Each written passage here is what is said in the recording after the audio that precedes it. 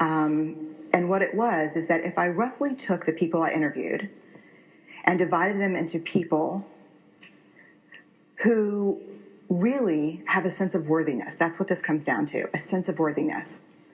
They have a strong sense of love and belonging. And folks who struggle for it, and folks who are always wondering if they're good enough.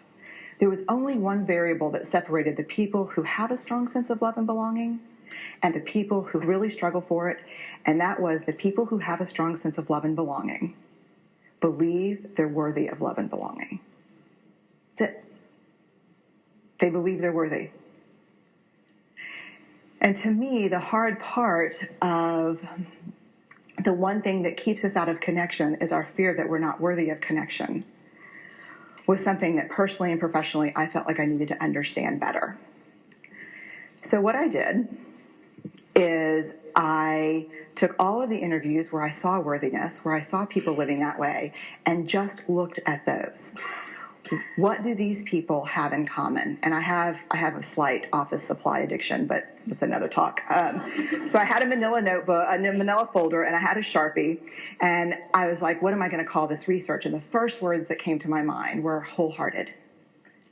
These are kind of wholehearted people living from this deep sense of worthiness. So I wrote at the top of the manila folder, and I started looking at the data. In fact, I did it first in this in a 4-day, very intensive data analysis where I went back, pulled these interviews, pulled the stories, pulled the incidents. What's the theme? What's the pattern?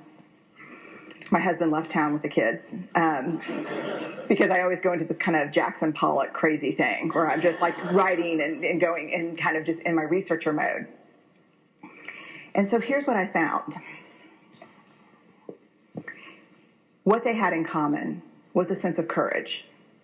And I want to separate courage and bravery for you for a minute. Courage, the original definition of courage, when it first came into the English language, it's from the Latin word cur, meaning heart. And the original definition was to tell the story of who you are with your whole heart. And so these folks had, very simply, the courage to be imperfect. They had the compassion to be kind to themselves first and then to others, because as it turns out, we can't practice compassion with other people if we can't treat ourselves kindly. And the last was they had connection, and this was the hard part, as a result of authenticity. They were willing to let go of who they thought they should be in order to be who they were, which is, you have to absolutely do that for connection. The other thing that they had in common was this. They fully embraced vulnerability. They believed that what made them vulnerable made them beautiful. They didn't talk about vulnerability being comfortable, nor did they really talk about it being excruciating, as I had heard it earlier in the shame interviewing. They just talked about it being necessary.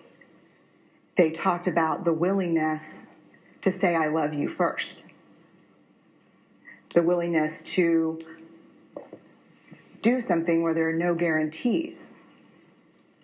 The willingness to breathe through waiting for the doctor to call after your mammogram.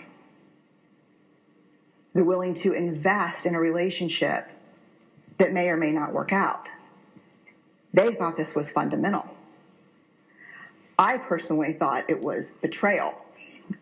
I could not believe I had pledged allegiance to research, where our job, the definition of research is to control and predict, to study phenomenon for the explicit reason to control and predict.